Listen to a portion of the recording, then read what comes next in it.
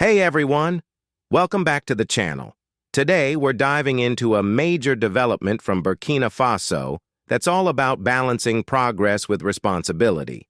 If you're passionate about economic growth, national debt strategies, or just love seeing how nations tackle big challenges, this one's for you. Before we get into the details, I want to take a moment to shout out our incredible community. Seriously, your support means the world. To our members and subscribers, thank you. Whether you're here for the deep dives, the analysis, or just to stay informed, you're the reason we keep creating content like this. Let's keep building this space together. Now let's talk about what's happening in Burkina Faso.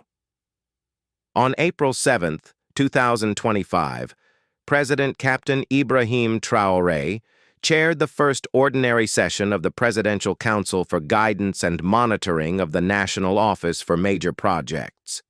This wasn't just another bureaucratic meeting, it was a game changer. The focus? Avoiding national debt while accelerating development through public-private partnerships, PPPs. Why does this matter? Well, many developing nations face a tough choice. Borrow heavily to fund infrastructure and social programs, risking long-term debt, or move slowly and risk stagnation. Burkina Faso is charting a middle path.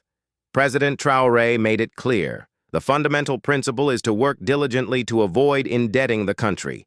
We must consider future generations. But he didn't stop there. He emphasized that if debt is necessary, it must be strategic, targeting sectors like agriculture, energy, and industrial transformation that can generate returns quickly. Let's break this down. Imagine you're a country with limited resources. You need roads, schools, hospitals, and jobs yesterday. But taking loans from international institutions often comes with strings attached, high interest rates, austerity measures, or even loss of control over key assets. Burkina Faso's solution? PPPs. These partnerships allow the government to collaborate with private companies to fund projects, sharing risks and rewards. For example, a private firm might build a toll road, recouping costs through user fees instead of taxpayer money.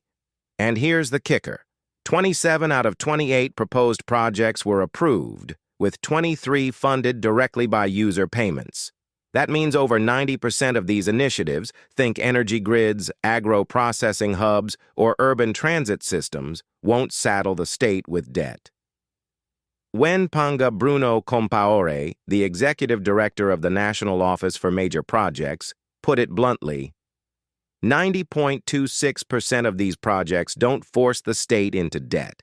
That's a massive win for a country prioritizing sovereignty and sustainability. But let's pause here. I want to take another moment to thank you.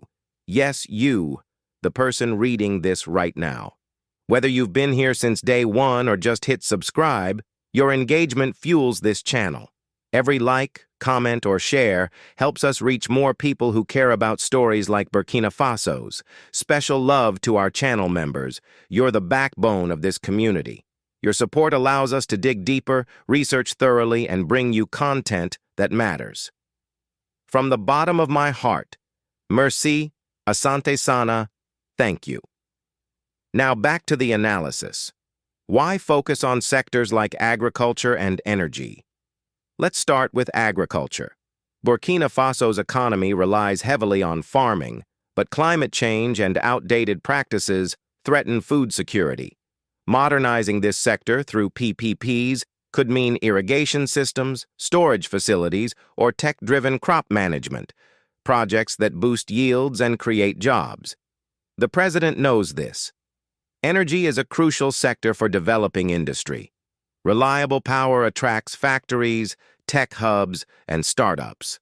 Imagine rural areas with solar microgrids or cities with efficient public transport. Each project a stepping stone toward economic resilience. But PPPs aren't a magic bullet. Critics argue they can lead to corruption, unequal profit sharing, or poor oversight. How is Burkina Faso avoiding these pitfalls? Transparency.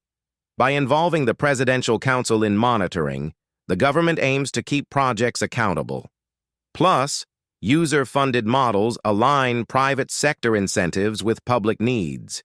If a company builds a toll road, it's in their interest to maintain it, because unhappy users mean lost revenue. What's next? Negotiations with investors, contract signings, and groundbreaking ceremonies. If successful, this approach could inspire neighboring countries. Imagine a West Africa where development isn't synonymous with debt, a region where innovation meets fiscal responsibility. But let's zoom out. Why should you care? Because Burkina Faso's experiment is a microcosm of a global debate. How do we build tomorrow without mortgaging today? Whether you're in Nairobi, New York, or New Delhi, these questions resonate. Debt-driven growth has fueled crises from Greece to Sri Lanka.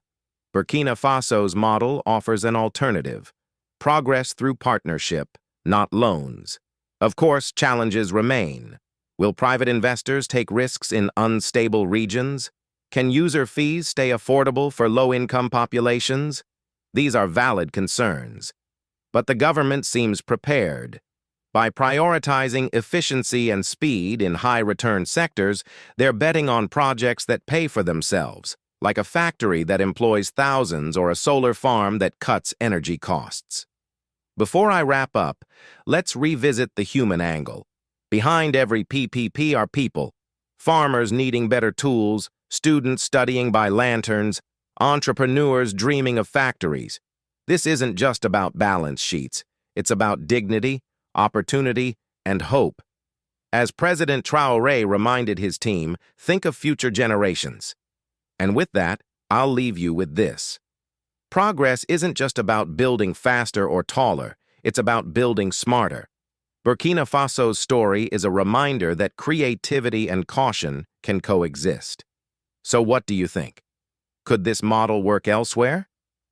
Drop your thoughts below. I read every comment. Once again, thank you for being here.